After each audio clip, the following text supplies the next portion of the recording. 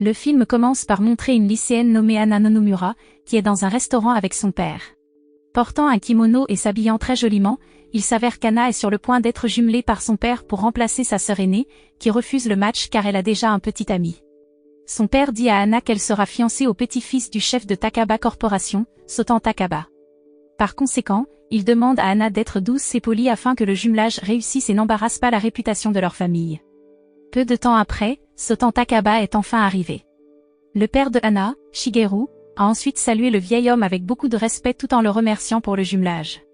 Shigeru, qui est un employé de Takaba Corporation, présente ensuite sa fille qui sera plus tard fiancée au petit-fils de Sotan.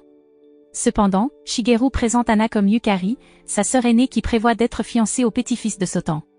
Après avoir finalement rencontré Anna, Sotan semble assez impressionné par elle et ne regrette pas sa décision de faire correspondre son petit-fils avec la fille de Shigeru. Peu de temps après, le petit-fils de 26 ans de Sotan, Takane Sebara, est arrivé là-bas et a un peu impressionné Anna avec sa beauté charismatique. Cependant, Anna est immédiatement déçue lorsque Takane critique ouvertement son apparence, jugée trop excessive car son maquillage est trop épais. Non seulement cela, mais il a dit qu'elle était une femme matérialiste qui ne voulait cibler la richesse de sa famille qu'à travers le jumelage. En entendant cela, une Anna agacée se leva de son siège et s'approcha de Takane. Elle affirme alors qu'elle ne veut pas le jumelage et ne se soucie pas de la richesse appartenant à la famille de Takane. Elle a dit qu'elle ne voulait pas épouser Takane, qu'elle pensait être très arrogant et puéril. Anna a ensuite jeté sa perruque au visage de Takane, puis a quitté l'événement de matchmaking. Le lendemain, en rentrant de l'école, Anna a parlé à ses amis du jumelage. Elle pensait que son père pourrait être renvoyé de son travail parce qu'elle avait refusé le jumelage. Cependant, Anna était vraiment agacée par l'attitude arrogante de Takane hier, alors elle ne pouvait pas rester silencieuse quand Takane l'avait insultée, elle et sa famille. Devant la porte de l'école, Anna et ses amis ont été surpris par une voiture de sport de luxe garée non loin de là. De manière inattendue, la voiture de luxe s'est avérée être celle de Takane, qui s'est ensuite approchée d'Anna tout en lui apportant des fleurs. Takane a dit qu'Anna n'avait jamais dû recevoir une aussi belle fleur de qui que ce soit, alors elle devrait être reconnaissante. Cependant, elle a refusé le cadeau et le lui a immédiatement rendu. Inhabituel d'accepter le rejet, Takane menace alors Anna en mentionnant la carrière de son père dans l'entreprise familiale, où il menace de renvoyer Shigeru. Ne voulant pas que quelque chose de mal arrive à son père et à sa famille, Anna ne pouvait que se rendre et enfin obéir à ses souhaits. Quelque temps plus tard, Takane invite Anna à dîner dans un restaurant haut de gamme, où elle ne se sent pas du tout gênée de manger sa nourriture devant lui. Voyant Anna qui avait si faim, Takane se moqua alors d'elle. Anna qui était ennuyée s'est ensuite moquée de lui. Même s'ils se disputent et se moquent souvent, Anna et Takane se rapprochent. Après le dîner, Takane a ensuite ramené Anna chez elle et lui a présenté ses excuses pour leur première rencontre, où il l'a insultée, elle et sa famille. Anna pardonne alors à Takane tout en s'excusant si elle a agi grossièrement en lui jetant une perruque au visage. Un jour, alors qu'Anna et Takane déjeunaient dans un restaurant, ils ont accidentellement rencontré l'un des responsables de l'entreprise où travaillait Takane. L'homme a salué Takane d'une manière amicale mais a commenté l'apparence normale d'Anna. Il a ensuite suggéré que Takane sorte avec une femme belle et attirante. De plus, Takane est un héritier potentiel de l'entreprise. Anna, qui a entendu cela, a semblé offensée et triste en même temps. Quand ils rentrent enfin chez eux, Anna demande alors à Takane de ne plus la voir. De plus, elle se sent coupable envers son grand-père d'avoir menti au vieil homme en se faisant passer pour Yukari. Cependant, Takane a fermement refusé la demande d'Anna. Peu de temps après, Anna a été surprise par sa sœur qui lui a dit qu'elle avait rompu avec son petit ami et avait l'intention de remplacer Anna pour sortir avec Takane. Ses parents semblent heureux car Yukari sortira avec Takane et se mariera probablement bientôt. En entendant cela, Anna ne put s'empêcher d'abandonner car en fait elle avait commencé à s'intéresser à Takane. Elle va enfin reprendre sa vie comme d'habitude. Le lendemain, Anna et ses amis ont décidé de déjeuner dans un restaurant appartenant à la famille de Soma qui était l'amie d'enfance de Anna. Bien qu'essayant de paraître joyeuse devant ses amis, Anna se sent en fait très triste parce que maintenant Takane sort avec sa sœur. Soma, qui s'en est rendu compte, a alors essayé de la réconforter pour qu'elle ne se sente plus triste. Mais ensuite, Takane est soudainement apparu à cet endroit et a emmené Anna de là. Anna demande pourquoi Takane ne sort pas avec Yukari. Mais il dit qu'il n'a rien à voir avec Yukari car Anna est la fille avec qui il veut sortir. En entendant cela, Anna pensa que Takane avait été rejeté par sa sœur.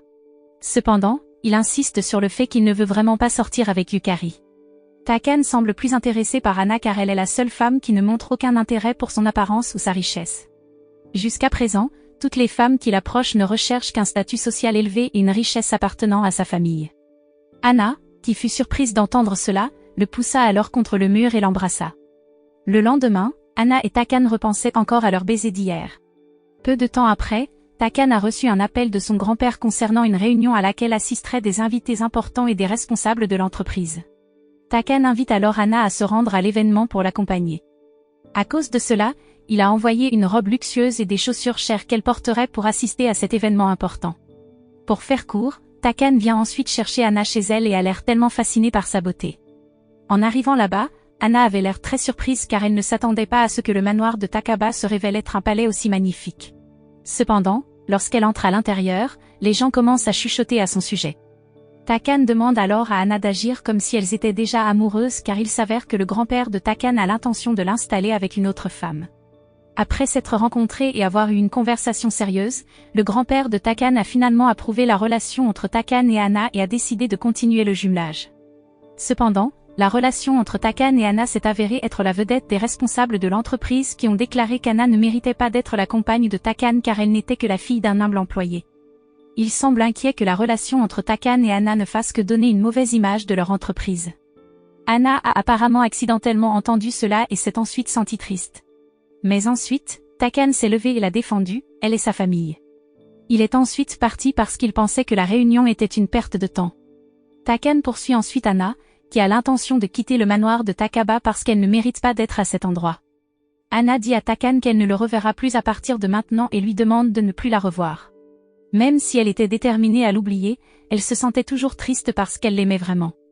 Surtout après avoir vu de ses propres yeux quand Takan s'est défendue, elle et sa famille, devant les responsables de l'entreprise qui l'ont ridiculisée. Le lendemain après l'école, Anna fut étonnée de voir Takan qui était déjà chez elle et dînait avec sa famille. Elle lui dit alors de quitter sa maison, disant que tout est fini et qu'elle ne veut plus le voir. Voyant l'attitude d'Anna changer radicalement, Takan a supposé qu'elle avait entendu les responsables de l'entreprise parler d'elle et de sa famille. Anna affirme alors qu'elle vient vraiment d'une famille ordinaire et ne mérite pas d'être aux côtés de Takan qui vient d'une famille aisée. Takan a déclaré qu'il ne se souciait pas des antécédents d'Anna et de sa famille et a promis de toujours la protéger. Cependant, Anna dit à Takan qu'elle ne veut pas lui faire de mal car leur relation n'aura qu'un impact négatif sur sa carrière et sur la réputation de l'entreprise. Il a l'air heureux quand il découvre qu'elle s'inquiète pour lui. Pourtant, jusqu'à présent, personne ne lui avait accordé beaucoup d'attention. Le lendemain, Anna, qui déjeunait dans un magasin appartenant à la famille de Soma, a été approchée par un homme du nom de Nicolas Luciano, qui l'a ouvertement approchée parce qu'elle était la femme que Takan avait amenée avec lui à une réunion importante il y a quelque temps.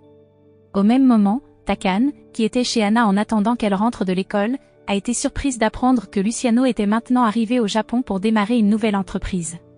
Il s'est alors précipité pour contacter Anna et l'a averti de rester à l'écart de Luciano. Mais il est trop tard car Anna a rencontré Luciano qui s'avère être l'ami d'université de Takan. Luciano dit alors à Takan au téléphone qu'il va arracher la petite amie de Takan, tout comme il l'a fait à l'université. Luciano a ensuite montré à Anna une photo de lui et Takan quand ils étaient à l'université, où Takan était sorti avec une belle femme à cette époque. Lorsque Luciano tente de séduire Anna, Takan arrive enfin et l'avertit de ne pas l'approcher. Après cela, Takan a ensuite demandé à Anna de partir. Le lendemain, Anna et ses amis ont été surpris par l'apparition de Luciano devant la porte de leur école, où il avait apparemment l'intention d'inviter Anna à déjeuner ensemble. Parce que Luciano a également invité ses amis, Anna ne pouvait pas refuser son invitation. Anna pose ensuite des questions sur Luciano, qui a séduit l'ex-petite amie de Takan quand ils étaient à l'université. Luciano ne le nie pas et lui dit qu'il l'a fait simplement parce qu'il voulait tester l'ex-petite amie de Takan qui s'est avérée être seulement après la richesse de la famille Takan. Cependant, Takan a mal compris et est devenu furieux. Après cela, Anna décide de partir en vacances avec ses amis et invite Takan et Luciano. Au début, Takan refuse l'invitation d'Anna car il ne veut pas rencontrer Luciano. Mais comme Anna n'arrêtait pas de le pousser et de le menacer un peu, il a finalement accédé à la demande d'Anna. Pour faire court, Anna et Takan sont finalement partis en vacances avec les amis de Luciano et Anna. Pendant qu'elle est à la boutique de souvenirs, Anna a l'intention d'acheter quelque chose pour Takan. Luciano l'a ensuite approché et lui a raconté son passé avec Takan lorsqu'ils étudiaient encore sur le même campus. Takan est en fait très populaire et aimé des femmes. Mais il est toujours froid et ne répond jamais aux femmes qui essaient de l'approcher. Réalisant que Luciano parlait peut-être de lui avec Anna, Takan s'est alors approché d'eux et a demandé à Anna de partir. Anna dit alors à Takane que Luciano est en fait très inquiet pour lui. Takane n'a pas nié cela, car Luciano était son meilleur ami. Anna pensait que Takane était en colère parce que Luciano avait séduit son ex-petite amie. Cependant, il a nié cela tout en confirmant que la femme n'était pas sa petite amie. Luciano qui se trouvait là, fut alors surpris quand il entendit les paroles de Takane et se précipita vers eux. Luciano a demandé pourquoi Takane était en colère contre lui si la femme n'était pas sa petite amie. Takane a ensuite révélé qu'il était très en colère que Luciano soit retourné dans sa ville natale sans lui dire au revoir. Après que Takane et Luciano aient dissipé le malentendu, Anna a demandé aux deux hommes de se réconcilier et de redevenir amis. Pendant son séjour à l'auberge, Takane a été impliqué dans une conversation avec Soma, où il a suggéré que Soma exprime son amour pour Anna afin qu'il ne se sente pas désolé et blessé plus tard. Takane se rend compte que Soma aime secrètement Anna.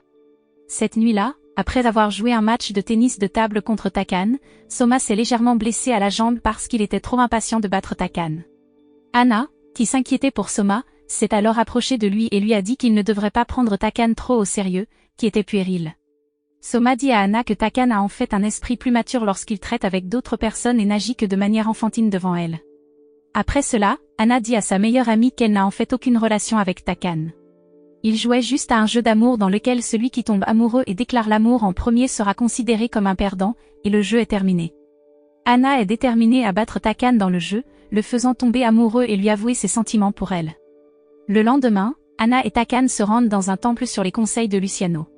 Cependant, Luciano les piège à la place car le temple en question est un temple lié aux relations amoureuses. Takane a finalement découvert que Luciano leur avait fait une farce, puis a demandé à Anna de partir. Mais ensuite, elle laisse tomber quelque chose de sa poche, qui est un souvenir qu'elle était sur le point de lui offrir. Takane était très content car Anna lui avait donné quelque chose. Lors d'un incident accidentel, Anna découvre enfin que Takane lui a acheté le même cadeau. Tous deux avaient l'air heureux et ont ensuite prié ensemble au temple. Après cela, ils ont passé du temps à se promener, à visiter de nombreux endroits et à faire des choses amusantes. Après les vacances, Anna et Takane reprennent leurs routines respectives. Au bureau, Takane reçoit la visite d'un jeune homme nommé Eiji qui lui servira d'assistant personnel pour faciliter la tâche de Takane. Une nuit, Eiji, qui suivait secrètement Takane, le vit dîner avec Anna.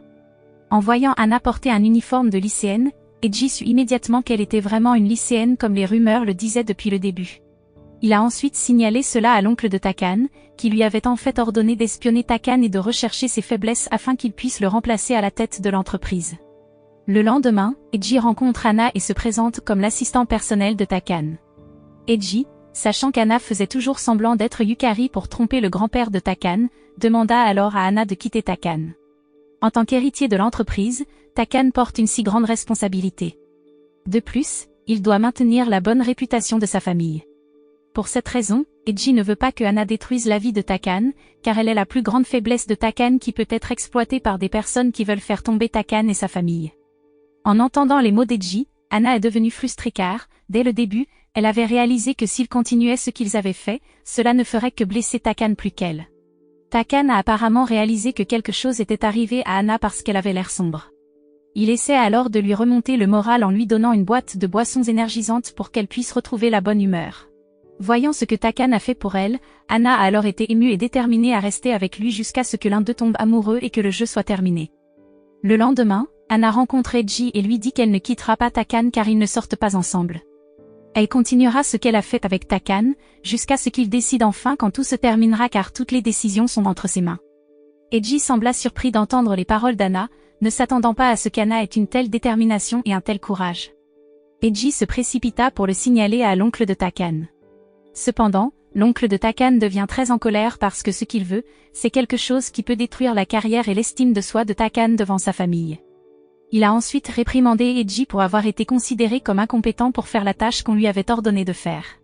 Takane, qui avait l'intention de trouver Eiji dans la chambre de son oncle, les entendit parler puis entra dans la pièce. Takane défend Eiji en disant qu'il est son assistant personnel et que son oncle ne devrait pas avoir à dire à Eiji de faire quelque chose sans rapport avec le travail. Il avertit également son oncle de ne pas impliquer Anna dans leurs affaires. Après avoir quitté la pièce, Eiji s'est excusé auprès de Takane et lui a dit qu'il avait rencontré Anna à la demande de son oncle. En entendant cela, Takane a finalement découvert pourquoi Anna est soudainement devenue maussade et frustrée. Takane accepte alors les excuses d'Eiji tant qu'il retourne correctement à son travail. Cette nuit-là, Takane a rencontré Anna et a tout expliqué. Elle révèle enfin qu'Eji l'a rencontré et lui demande de le quitter. Après avoir corrigé le malentendu à cause des actions d'Eji, Takane a étreint Hana et s'est excusé auprès d'elle. Le lendemain, Takane a l'intention d'acheter quelque chose pour Hana. Cependant, lorsqu'il était sur le point de payer avec ses cartes de crédit, il s'est avéré que tout avait été bloqué et qu'elle ne pouvait donc pas être utilisée. Takane s'est alors précipité vers son grand-père pour lui poser des questions. Mais le vieil homme n'a rien dit et lui a plutôt dit de prendre un morceau de papier avec l'adresse dessus sur son bureau. Takane a été invité à visiter l'adresse s'il voulait savoir pourquoi toutes ses cartes de crédit ne pouvaient pas être utilisées.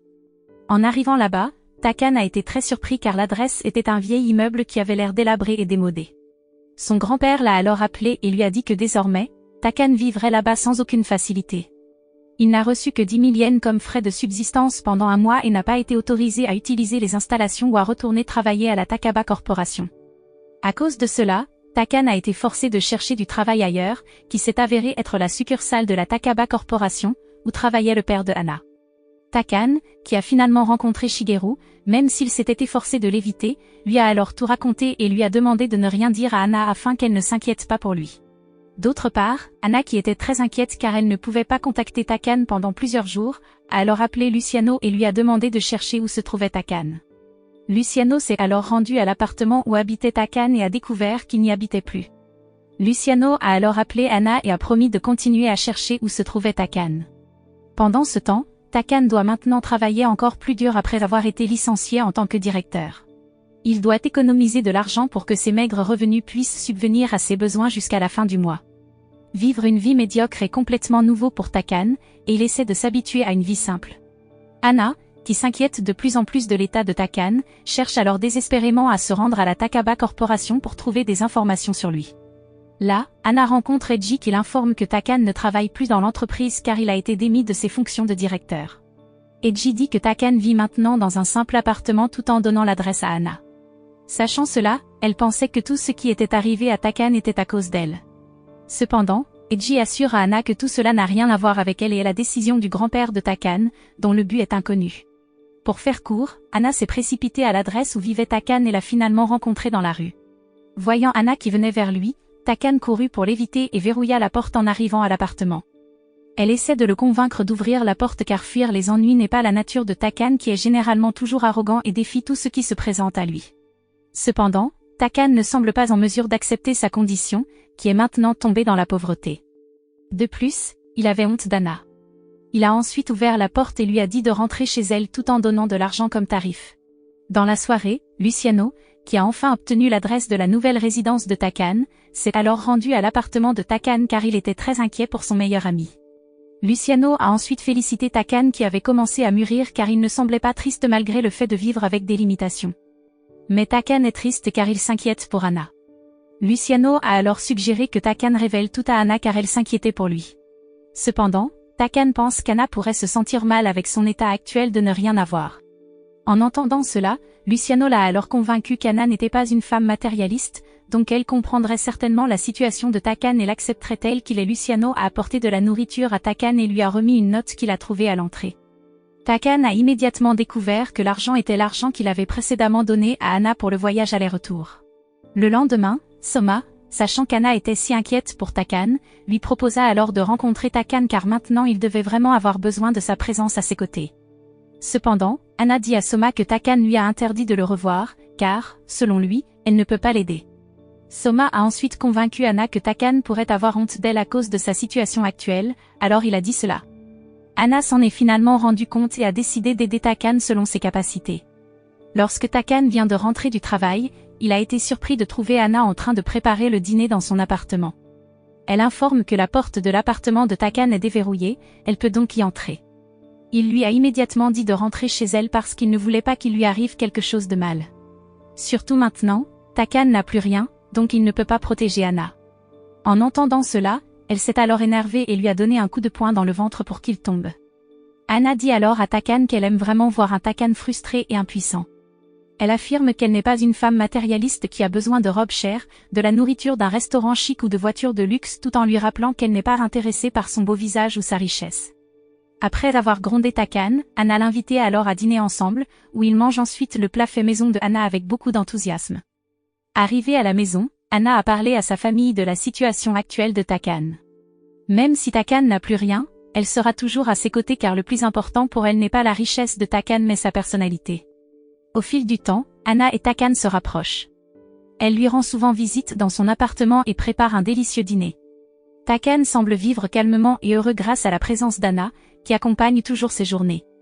Il la remercie car elle lui a appris beaucoup de choses, il est donc maintenant une meilleure personne et apprécie davantage tout dans sa vie. D'autre part, à l'insu de Anna et Takane, quelqu'un les observe depuis longtemps et les prend secrètement en photo. Un soir, alors qu'ils dînaient ensemble, Takane donna une clé à Anna. Il lui donne la clé de rechange de son appartement, pour qu'elle n'ait pas à se détendre dehors en attendant qu'il rentre du travail. Anna avait l'air stupéfaite par le cadeau et ne savait pas quoi dire. Surtout après que Luciano lui ait dit que d'habitude, quelqu'un ne donnait la clé de rechange de sa résidence qu'à des personnes de confiance ou aimées. En entendant cela, Anna est devenue encore plus confuse car, selon elle, Takane ne pouvait pas avoir de sentiments amoureux envers elle et penser aussi loin à leur relation. Cependant, Luciano a suggéré à Anna de suivre son cœur en répondant au cadeau de Takane. Soma, qui est au courant, pense que Takane est peut-être tombé amoureux d'Anna et veut avoir une relation plus sérieuse avec elle. À cause de cela, Soma a essayé d'avertir Anna de la différence de statut social entre Anna et Takane parce qu'il craignait que Takane et sa famille ne fassent que blesser Anna. Soma s'aventura alors à exprimer son amour pour Anna. D'autre part, Takane est à proximité et découvre la déclaration d'amour de Soma à Anna. En arrivant à la maison, Anna semble pleurer de frustration parce que Soma déclare l'amour, la rendant encore plus confuse quant à ses sentiments. Le lendemain, Anna est allée voir Takane et lui a demandé conseil. Il dit ensuite qu'elle devrait parler à Soma de ses propres sentiments pour que tout devienne clair car Soma a aussi besoin d'être rassurée. Quelque temps plus tard, des photos de la proximité de Takane et Anna se sont répandues sur les réseaux sociaux afin que les responsables de l'entreprise tiennent immédiatement une réunion si cela avait terni la réputation de leur entreprise. Takane s'est ensuite excusé auprès de son grand-père et des hauts gradés de l'entreprise parce qu'il avait semé le chaos et qu'il serait chargé de résoudre le problème. En revanche, Anna qui découvre les photos de son père se précipite alors à la rencontre du grand-père de Takane pour tout lui expliquer. Cependant, son père a empêché Anna parce qu'il ne voulait pas aggraver le problème. Anna rencontre alors Takane et lui exprime son amour. Elle lui présente ses excuses pour tout ce qui s'est passé et lui rend la clé de son appartement. De manière inattendue, Takane agit même froidement avec Anna en disant qu'il a gagné le match, donc ils n'ont plus besoin de se voir. Quand Anna demande à Takane ce qu'il ressent pour elle, il dit qu'il ne l'a jamais aimée et s'en va. Anna a l'air si triste et frustrée car il s'avère que Takane n'a jamais eu de sentiments pour elle. Cependant, elle ne voulait pas abandonner si facilement. Anna savait exactement que Takane devait souffrir à cause de leurs photos sur les réseaux sociaux. Par conséquent, elle est déterminée à tout expliquer au grand-père de Takane afin que Takane ne soit pas entièrement blâmé. En arrivant à la Takaba Corporation, Anna rencontrait Ji, qui l'emmène ensuite rencontrer le grand-père de Takane, Sotan. Anna révèle alors qu'elle avait trompé Sotan en prétendant être sa sœur pour son propre bien, et Takane n'était pas du tout impliqué dans tout cela. Elle s'excuse ensuite pour tout le chaos qui s'est produit. Elle décide de prendre ses responsabilités. En entendant les paroles d'Anna, Sotan rit et révèle qu'il connaissait l'identité d'Anna bien avant que ce chaos ne se produise.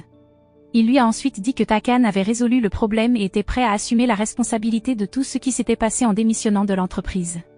Cependant, Takane demande à son grand-père de ne pas déranger Anna et de ruiner sa réputation, car il se soucie apparemment beaucoup d'elle. Peu de temps après, Takane est entré dans la pièce pour soumettre sa lettre de démission de la Takaba Corporation. Voyant cela, Anna essaie de prendre la lettre de Takane pour qu'il n'ait pas à démissionner. Cependant, ils ont fini par se battre les uns contre les autres à la place. Sotan qui vit le comportement des deux, sembla heureux que Takane et Anna aient répondu à ses attentes, où ils s'aimaient enfin tous les deux et voulaient se protéger. Sotan approuve alors que Takane et Anna souhaitent officialiser leur relation au niveau du mariage, et ils n'ont plus besoin de penser aux mauvaises photos et rumeurs répandues sur les réseaux sociaux car il s'en est occupé. Le film se termine en montrant Takane et Anna qui décident de continuer leur jeu amoureux, même si à la fin ils découvrent tous les deux qu'ils s'aiment. La morale que l'on peut tirer de ce film est que le véritable amour ne regarde pas les choses matérielles. Cependant, quelqu'un qui se vautre dans les choses matérielles, bien sûr, ne doit pas seulement penser au véritable amour et doit avoir un sens élevé des responsabilités.